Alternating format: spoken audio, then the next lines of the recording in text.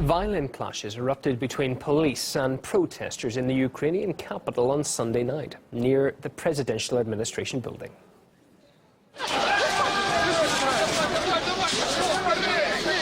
Trouble broke out when police tried to prevent demonstrators from setting up a makeshift camp.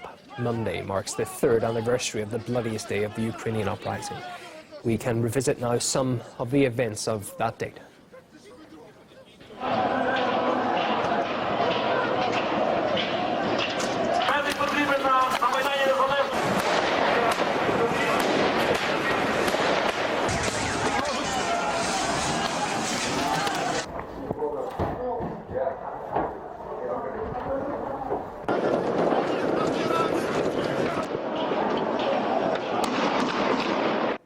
So what has become of the ideas that people stood up for in the winter of 2014?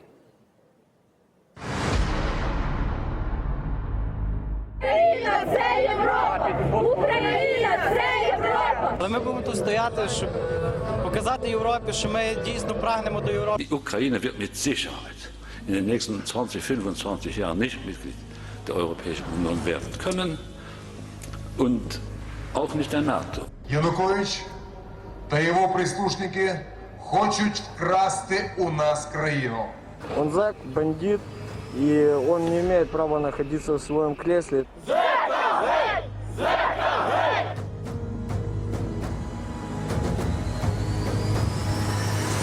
Викорінити оцю всю корупцію, це все насилля, бидлотизм, бандитизм і таке інше.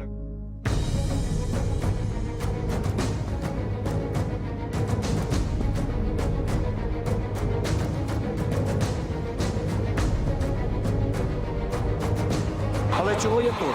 Того, щоб піти в Європу, щоб ми жили нормально, щоб я, закінчивши свій педуніверситет, міг отримувати нормальну зарплату.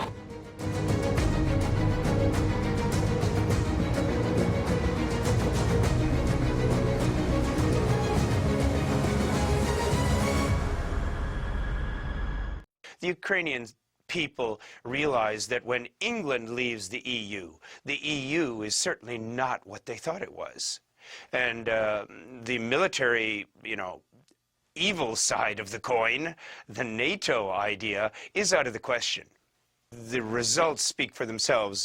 Ukraine is now a divided, failed, rogue state. So you've got the worst of everything. Well, marches to commemorate the Maidan activists and soldiers killed in the ongoing civil conflict in eastern Ukraine are held every year in Kiev. The main square turns into one large monument to the victims, but only for those from one side of the barricades. Murat Gazdiev traveled to the other side of the conflict line. This is his report from Donetsk.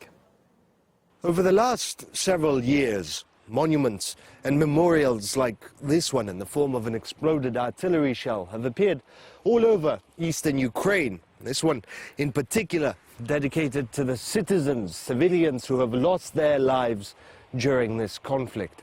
Sadly enough, more and more memorials like this one are popping up all the time. 10,000 people have been killed and continue dying despite all efforts to stop the bloodshed.